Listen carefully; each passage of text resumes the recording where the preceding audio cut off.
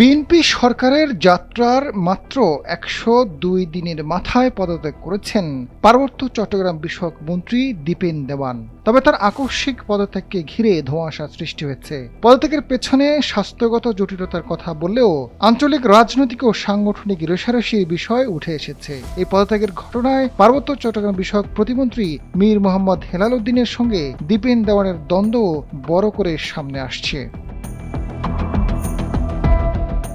স্থানীয় বিএনপি নেতারা বলছেন, পাহাড়ে দীপেন দেওয়ানের অনুসারীদের প্রভাব বিস্তার চলছিল।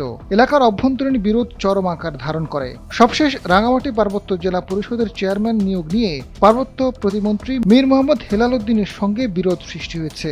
দায়িত্ব পাওয়ার পর থেকেই দীপেন দেওয়ান ও মীর হেলালের সম্পর্ক ভালো যাচ্ছিল না। প্রতিমন্ত্রী চেয়েছিলেন রাঙামাটি জেলা বিএনপির সভাপতি দীপন তালুকদারকে পরিষদের চেয়ারম্যান করতে, আর মন্ত্রীর চাওয়া নিজের একজন ঘনিষ্ঠ আত্মীয়কে নিয়োগ করা।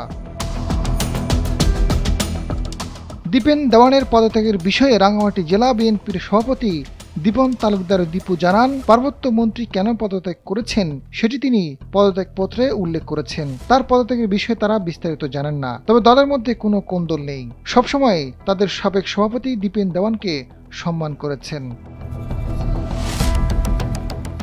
পার্বত্য চট্টগ্রাম বিষয়ক প্রতিমন্ত্রী মীর মোহাম্মদ হেলাল উদ্দিন জানান, তাদের মধ্যে কখনো দূরত্ব ছিল না। দুজনের মধ্যে চমৎকার সম্পর্ক রয়েছে।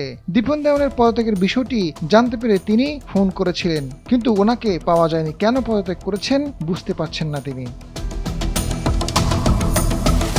এদিকে সংশ্লিষ্টরা বলছেন, প্রধানমন্ত্রী এর মধ্য দিয়ে একটি বার্তা দেওয়ার চেষ্টা করেছেন। শৃঙ্খলা ও প্রশাসনিক কাজে গতিশীলতা আনতে যে কোনো সিদ্ধান্ত নেবে সরকার।